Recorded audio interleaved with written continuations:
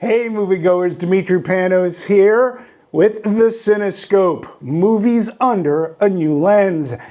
And in this episode, I will be putting the roses under the Cinescope. Well, everything is coming up roses for moviegoers. The roses oozes English dry sarcasm, cheeky, dark discomfort humor, delivered by Benedict Cumberbatch and Olivia Colman. Director Jay Roach does the near impossible. He tells a story about marriage dissolution and makes it a twisted romantic comedy. The Roses is more a reimagining than flat-out remake of the 1989 dark divorce comedy, The War of the Roses. Both entities are based off of a 1981 novel by Warren Adler. I want to provide a bit of context here. The '89 movie was a sign of the times. That movie starred Michael Douglas, Kathleen Turner, and Danny DeVito, who also directed. The three had worked together twice before in the very successful Romancing the Stone and its sequel, Jewel of the Nile. Danny DeVito had turned to directing and was hot off the success of his first feature, Throw Mama from the Train. The War of the Roses was a perfect package, a cast that moviegoers loved, a director proven to play well with the said cast, and he knew how to direct a dark comedy. It was the late 80s. Greed, monetary stature, divorce, all were topics ripe for satire. Audiences were ready to handle a dark comedy about a vicious divorce battle. And that is exactly what they got. Success was baked in. For the cast, director themes $86 million domestic, $160 million worldwide. So to call The Roses a reimagining is more apt than calling it a straight-up remake. For one, the tone is slightly different. It focuses a bit more on the romance of Ivy and Theo. Benedict Cumberbatch as Theo Rose, Olivia Colman as Ivy Rose. They make an excellent couple, a believable couple, a couple for audiences to pull for. Here, another main difference from the '89 version, in that telling, there comes a point where there's just no turning back for the characters. The Roses get embroiled in such nastiness and hatred, even near death, and they never softened as the movie went along.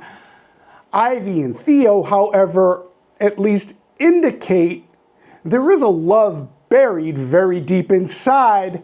Hearts turn dark. The movie opens in a marriage therapy session. An already flustered therapist asks each to name 10 things they each love about each other. And that quickly dissolves into a hilarious insult-hurling competition in which the couple gets the joke, but the therapist is not laughing and basically surrenders to the reality that they are beyond saving. The Roses leave laughing and the movie cuts to 10 years earlier, when they first met, in London, at a restaurant. Theo, a hotshot architect being celebrated, and Ivy, a cook. Theo, unable to deal with his superiors, unwilling to see his creative vision, steals away into the kitchen.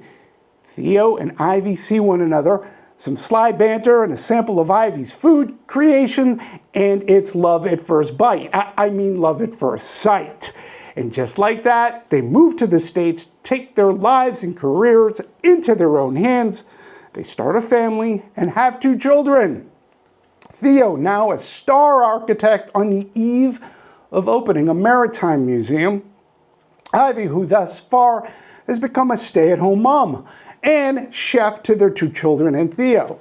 Still creating new dishes, Theo recognizes her need to further create and buys her a vacated building to turn it into a restaurant called We've Got Crabs. As Theo becomes more popular, Ivy's place struggles until one fateful evening involving a freak storm that changes both of their lives. For Theo, his star moment is turned to disaster as a structural flaw causes his museum to collapse on opening night. And all of this caught on smartphones. And today's social media instantly ruining Theo's reputation. The flip side, the storm has caused roads to close, diverting traffic right to the doorsteps of We've Got Crabs. And within this crowd, with appetites, escaping the wind and the rain, is a major food critic who is happy to have gotten crabs, catapulting Ivy into chef stardom. This causes a paradigm shift in family dynamic. Ivy is now the breadwinner and Theo has become a Mr. Mom. And that causes cracks in the family foundation. Things fall apart. The center cannot hold. It was a stroke of genius to make the Roses British. At its core, the movie is an English comedy. Think of the banter in A Fish Called Wanda, or most anything with John Cleese. Also think Fawlty Towers. I was at time reminded of that television series. And as dry as the quips and barbs, the movie drips with saber-pointed sarcasm meant to cut deep. Cumberbatch and Coleman are able to deliver sharp, venomous dialogue and have it effortlessly roll off the tongue with no cheek.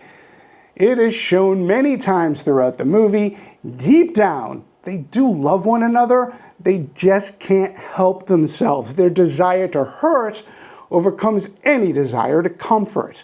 One of my favorite scenes in the movie is a dinner party hosted by the Roses, and it gets nastier with each pour of wine. Their somewhat pretentious friends believe their repartee to be a new therapeutic means of clearing the air, so much so that they try to get in on the game and begin insulting each other. The scene is wicked and wicked funny. The audience is in on the joke. The Roses' quips are shocking, meant to poke and prod, their guest jibes sounding stupid in comparison, in part because they're not only obtuse to what's really going on, they lack the vocabulary acuity of their hosts. So it should be of no surprise that the screenplay is written by Tony McNamara. Who's he? Well, he's no stranger to uncomfortable comedies. He penned The Favorite and Poor Things. He knows words can be as much as a weapon as a soothing balm. McNamara's reworking of the screenplay purposely makes fundamental changes in this movie's attitude. The Roses portray the English reserve. Every insult is a whip crack and each word has a seething heft. Oof.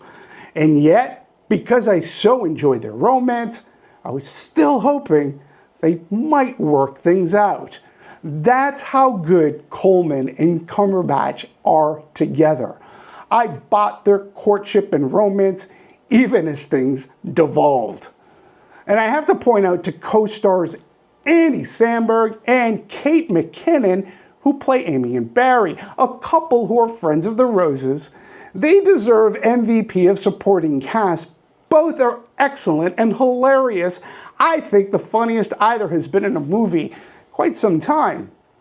And look out for Allison Janney in a bit part, proving, especially in a comedy, there's no such thing as a small role, and what she does in the small role as Ivy's lawyer is side-splitting. Honestly, I did not expect to like Roses all that much. The original movie was such a sign of the times. That Hollywood era of movie making really no longer exists, and today, comedies, dark comedies, are so rare, they're almost non-existent. Some might even say extinct. Well, I'm happy to say my instincts were wrong. I love being pleasantly surprised, and I love watching a movie that is technically a remake be different. The Roses makes dark comedy delicious in ways that'll have you thinking, you shouldn't be laughing, but you just can't help yourself. It's just funny. And it helps when you notice the characters don't necessarily take pleasure in what they're doing. They relish more in having thought up what they're executing. How's the saying go? All's fair in love and war. Well, when it's a war of the roses, you really have to watch out for the thorns.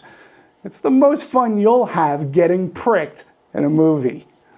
Well, thank you very much for tuning into this episode of the Cinescope, The Roses. Please, if you've seen the movie, and I do highly recommend that you go out and see The Roses.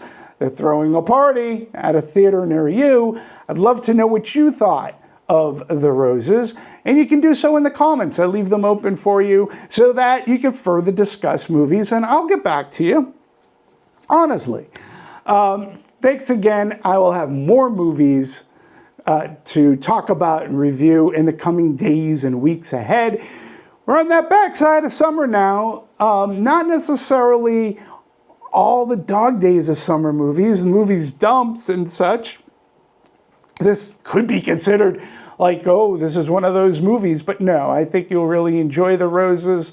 We're going into the fall season. Can't wait to see some of those movies, and I can't wait to watch them with you and talk. Thank you very much for watching. I'll see you at the movies. Bye.